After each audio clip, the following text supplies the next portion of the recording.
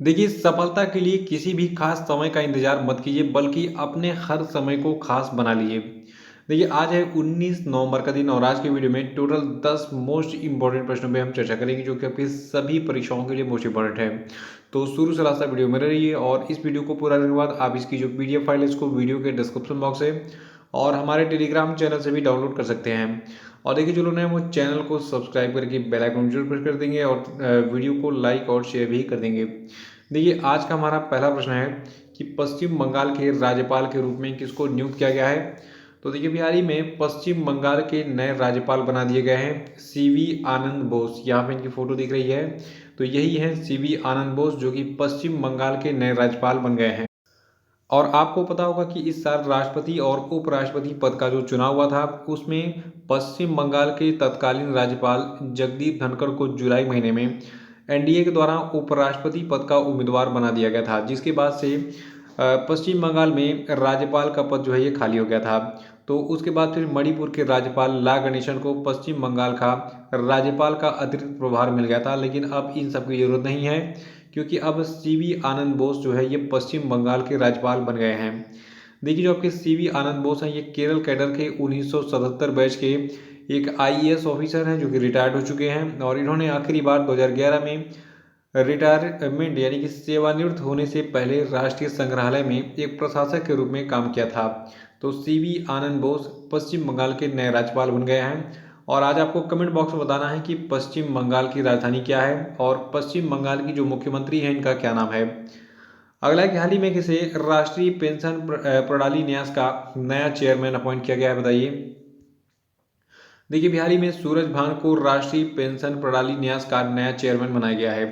देखिए, कल बहुत सारे बच्चों ने मैसेज किया था, उसमें एक नाम छूट गया था, अंजलि पाठक जी का। देखिए, जो आपकी अंजलि पाठक है, ये लगातार दूसरी बार जो है इन्होंने बिहार पीसीएस प्री का एग्ज़ाम क्रैक किया है। तो आप इनको जो है बधाई दे सकते हैं कमेंट बॉक्स में। उनका मैंने स्टेटस भी नहीं लगाया, तो आज मैं लगा दूंगा। खैर, अंजलि पाठक देखिए कितनी ब्रेव, कितनी बहादुर है, लगातार दो दो बार पीसीएस प्री निकाला।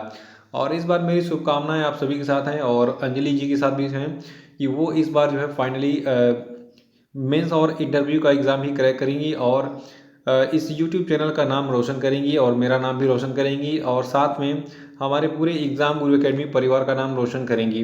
तो अंजलि पाठक जी को भी बहुत बहुत शुभकामनाएं। देखिए, हम बात कर रहे थे सूरज भान की जी, जो कि इनको जो है राष्ट्रीय पेंशन प्रणाली न्यास का नया चेयरमैन बनाया गया है। देखिए, पेंशन फंड नियामक और विकास प्राधिकरण जो है, इसने भी हाल ही में सूरज भान को राष्ट्रीय पेंशन प्रणाली ट्रस्ट यानी कि न्यास का अध्यक्ष नियुक्त किया है, जो कि राष्ट्रीय पेंशन प्रणाली के तहत धन के प्रबंधन का कार्य करता है। देखिए, सूरज भान 2018 से एनपीएस ट्रस्ट के बोर्ड में ट्रस्टी भी हैं और सूरज भान ने न्यासियों के निदेशक मंडल के चेयरमैन का पद 12 नवंबर 2022 से संभाल लिया है। और तीसरा प्रश्न है कि भारतीय सेना की पहली महिला स्काई डाइवर कौन बनी। तो देखिए, इंडियन आर्मी की जो पहली महिला स्काई डाइवर बनी है, इनका नाम है लांस नायक मंजू। देखिए, जो उन्नत हेलीकॉप्टर एएलएच है, इससे 10,000 फीट की ऊंचाई से छलांग लगाने के बाद जो लांस नायक मंजू हैं, ये भारतीय सेना की पहली महिला स्काई डाइवर बनी। और ध्रुव लांस नायक मंजू जो है, ये सैन्य पुलिस कोर में तैनात है वर्तमान में। यहाँ पे देखिए, जो ये फोटो दिख रही है बीच वाली, ये है लांस नायक मंजू की, जब इन्होंने छलांग लगाई थी हेलीकॉप्टर से, ठीक है, 10,000 फीट की ऊंचाई से। देखिए, इन्हें इसके लिए यानी कि ये छलांग जो लगाया इन्होंने, इसको स्काई डाइविंग भी कहते हैं। तो इसके लिए भारतीय सेना के एडवेंचर विंग की स्काई डाइविंग ट्रेनिंग टीम ने जो है प्रशिक्षित किया था। तो देखिए, ऐसे प्रश्नों की एग्जाम में बहुत भरमार होती है, जिसमें कोई भी महिला पहली बार कोई भी कारनामा करती है। तो लांस नायक मंजू जो है, ये भारतीय सेना की पहली महिला स्काई डाइवर बन गई हैं। अगला है कि सरकार ने संजय मिश्रा का कार्यकाल एक और वर्ष के लिए बढ़ा दिया है। सवाल ये उठता है कि संजय मिश्रा किस एजेंसी के डायरेक्टर के रूप में कार्य कर रहे हैं। तो देखिए, संजय मिश्रा प्रवर्तन निदेशालय में जो है निदेशक के रूप में काम कर रहे हैं। इनका कार्यकाल 1 साल के लिए और बढ़ा दिया गया है। आइए संजय मिश्रा के बारे में और प्रवर्तन निदेशालय के बारे में जानते हैं। क्योंकि देखिए, आपने ईडी यानी कि प्रवर्तन निदेशालय का नाम बहुत सुना होगा न्यूज़ चैनल्स पे, कि प्रवर्तन निदेशालय ने यहाँ पे जो है छापेमारी की, पूछताछ की। तो है क्या चीज़ ये, इसको हम जान लेते हैं। देखिए बात हो रही है संजय मिश्रा की। संजय मिश्रा प्रवर्तन निदेशालय यानी कि डायरेक्टरेट ऑफ एनफोर्समेंट के निदेशक के रूप में कार्यरत हैं वर्तमान में, जिनका कार्यकाल एक और वर्ष के लिए बढ़ गया है। देखिए सरकार के आधिकारिक आदेश के अनुसार ईडी के निदेशक के रूप में संजय कुमार मिश्रा का जो कार्यकाल है ये 18 नवंबर 2023 तक के लिए बढ़ गया है। यानी कि ये अगले साल 18 नवंबर तक अपने पद पर बने रहेंगे।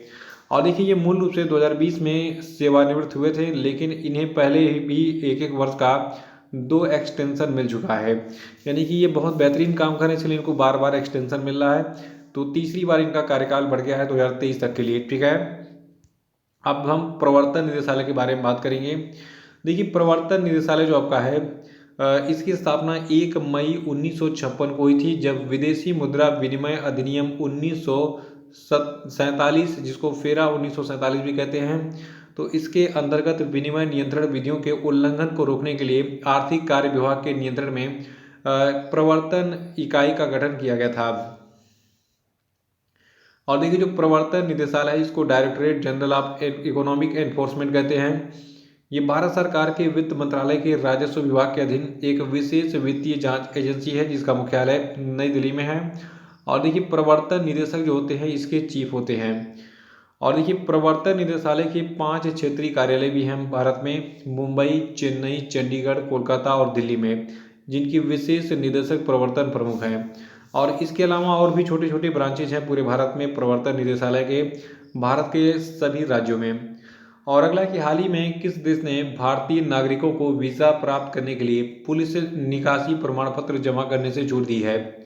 तो देखिए सऊदी अरब की सरकार ने जो है बहुत सारी मतलब भारत के साथ अपनी मित्रता को आगे बढ़ाते हुए भारतीय नागरिकों को वीज़ा प्राप्त करने के लिए पुलिस निकासी प्रमाण पत्र जमा करने से छूट दे दी है। और देखिए सऊदी अरब ने अब भारतीय नागरिकों को देश की यात्रा के लिए वीज़ा प्राप्त करने के लिए, यानी कि अगर आप सऊदी अरब में घूमना चाहते हैं तो आपको अब पुलिस क्लियरेंस सर्टिफिकेट की जरूरत नहीं होगी, इससे छूट मिल गई है। और दोनों देशों के संबंधों को और मजबूत करने के प्रयासों के तहत ये फैसला लिया गया है सऊदी अरब की सरकार के द्वारा।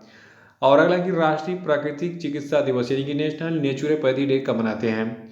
तो देखिए राष्ट्रीय प्राकृतिक चिकित्सा दिवस को हम 18 नवंबर को मनाते हैं। और देखिए 18 नवंबर 1945 को Mahatma Gandhi all India nature cure foundation trust के आजीवन अध्यक्ष बनाए गए थे। और सभी वर्गों के लोगों को नेचर क्योर के लाभ उपलब्ध कराने के उद्देश्य से इन्होंने एक विलेख पर हस्ताक्षर किया था। तो इसी दिन को याद करने के लिए भारत सरकार के द्वारा 18 नवंबर 2018 को ये घोषणा की गई कि अब हर साल 18 नवंबर को हम राष्ट्रीय प्राकृतिक चिकित्सा दिवस यानी कि नेशनल नेचुरोपैथी डे मनाएंगे।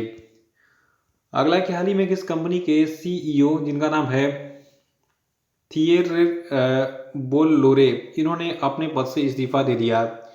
तो देखिए थिएरे बोल्लोरे ने जो है अपने पद से इस्तीफा दे दिया है। ये जो है Jaguar and land rover company के जो है चीफ एग्जीक्यूटिव ऑफिसर थे। देखिए जैगुआर एंड लैंड रोवर को जो है टाटा कंपनी ने खरीद लिया है। देखिए टाटा मोटर्स ने स्टॉक एक्सचेंज के पास रेगुलेटरी फाइलिंग में ये कहा है कि टाटा मोटर्स के जो non executive non independent director थे, जिनका नाम था थिएरे बोल्लोरे, तो इन्होंने अपने पद से इस्तीफा देने का फैसला लिया है, जो कि 31 दिसंबर 2022 से अमल में लिया जाएगा। और जो आपके थिएरे बोल्लोरे हैं, इन्होंने सितंबर 2022 में रल्फ सिर्फ के जाने के बाद से ये पदभार संभाला था। तो जैगुआर एंड लैंड रोवर के जो सीईओ थे थिएरे बोल्लोरे, इन्होंने पद से इस्तीफा दे दिया अपने, याद रखिएगा। अगला है कि उत्तराखंड हाईकोर्ट को नैनीताल से किस जिले में ट्रांसफर किया जाएगा? देखिए उत्तराखंड का जो हाई कोर्ट था यानी कि उच्च न्यायालय था, ये हल्द्वानी में स्थित था, सॉरी ये नैनीताल में पहले स्थित था, अब इसको हल्द्वानी में ट्रांसफर किया जा रहा है। तो आप याद रखेंगे कि उत्तराखंड हाई कोर्ट जो पहले नैनीताल में था, ये अब हल्द्वानी में स्थापित होगा। देखिए नैनीताल एक पहाड़ी इलाका है और हल्द्वानी एक समतल भूमि वाला क्षेत्र है। तो दोनों ही उत्तराखंड के जिले हैं। तो अभी कुछ लोगों का विरोध चल रहा है कि अब पहाड़ों से पलायन होगा समतल भूमि की तरफ, अब लोग पलायन करेंगे रोजगार के लिए, कहाँ पे? हल्द्वानी में। तो इसका विरोध भी चल रहा है, देखते हैं ये फैसला अडिग रहता है कि नहीं उत्तराखंड सरकार का। देखिए उत्तराखंड के वर्तमान में राज्यपाल हैं गुरमीत सिंह और मुख्यमंत्री हैं पुष्कर सिंह धामी। और जनसंख्या है 1.01 करोड़। राजधानियां 2 हैं उत्तराखंड की, पहली है शीतकालीन राजधानी जो कि देहरादून है, और उत्तराखंड की जो ग्रीष्मकालीन राजधानी इसका नाम है गैरसैंण। अगला है कि हाल ही में स्विट्जरलैंड ने किस देश को हराकर बिली जीन किंग कप जीता। तो देखिए अभी हाल ही में स्विट्जरलैंड ने जो है ऑस्ट्रेलिया को हराकर बिली जीन किंग कप जीत लिया है। और स्विट्जरलैंड ने इससे पहले कभी भी ये टूर्नामेंट नहीं जीता था, पहली बार इसने जीता है, जिसे पूर्व में फेड कप के नाम से जाना था। यानी कि जो आपका ये बिली जीन किंग कप है, इसको पहले फेड कप के नाम से जाना था। और देखिए रेलवे के एग्जाम में बहुत पूछा गया कि बिली जीन किंग कप जो है ये किस खेल से संबंधित है। तो देखिए बिली जीन किंग कप 1963 में अंतर्राष्ट्रीय टेनिस महासंघ की 50वीं वर्षगांठ मनाने के लिए शुरू की गई थी। ये एक अंतर्राष्ट्रीय महिला टेनिस प्रतियोगिता है। अगला कि हाल ही में संयुक्त राष्ट्र महासभा ने एक स्थिति को बाल यौन शोषण, दुर्व्यवहार और हिंसा की रोकथाम और उपचार के लिए विश्व दिवस के रूप में घोषित किया।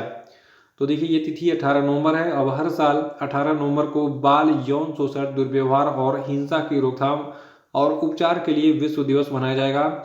इसकी घोषणा संयुक्त राष्ट्र महासभा ने कर दी है। और इस नए विश्व दिवस का उद्देश्य बाल यौन शोषण के आघात के लिए वैश्विक दृश्यता लाना है और इस उम्मीद के साथ कि सरकारें इसे लड़ने के लिए कार्रवाई करेंगी। तो ये थे आपके आज के सभी महत्वपूर्ण प्रश्न और हम बात करेंगे आज के सभी को शाम डे पे। देखिए आज का पहला प्रश्न है कि आर्टेमिस किस देश के द्वारा लॉन्च किए गए मून रॉकेट का नाम है, बताइए। नहीं पता तो कल का वीडियो देख के रिवाइज कर डालिएगा। दूसरा प्रश्न है कि कौन सा देश conference of the parties to CITES का मेजबान है, बताइए। और तीसरा कि वर्ल्ड पॉपुलेशन प्रोस्पेक्टस 2022 के अनुसार नवंबर 2022 तक विश्व की जनसंख्या कितनी है, बताइए। ये सभी प्रश्न बहुत इंपॉर्टेंट हैं, कल का वीडियो देख के रिवाइज कर लीजिएगा। अंतर्राष्ट्रीय छात्र दिवस कब मनाया था, बताइए, क्योंकि आप भी एक छात्र हैं और आपको ये दिवस पता होना चाहिए। और पांचवा प्रश्न की ग्लोबल मीडिया कांग्रेस का पहला संस्करण किस शहर में आयोजित किया गया, बताइए। और अब हम बात करेंगे कल के पूछे गए सभी क्वेश्चन के सही उत्तरों की। कल का पहला प्रश्न था कि राष्ट्रीय प्रेस दिवस कब मनाया जाता है, तो इसको हम 16 नवंबर को मनाते हैं। और 16 नवंबर को अंतर्राष्ट्रीय सहिष्णुता दिवस भी मनाते हैं। और 15 नवंबर को जनजातीय गौरव दिवस मनाया जाता है। और नीरज चोपड़ा को स्विट्जरलैंड पर्यटन के मैत्री राजदूत के रूप में नियुक्त किया गया है। और मैरी कॉम जो आपकी हैं ये भारतीय ओलंपिक संघ के एथलीट आयोग के अध्यक्ष के रूप में अपॉइंट हुई हैं, इनका नाम याद रखिएगा। तो ये थे आपके आज के सभी महत्वपूर्ण करंट अफेयर। और आप जो पुरानी वीडियोस को देख के रिवीजन करते रहिए। जय हिंद, जय भारत।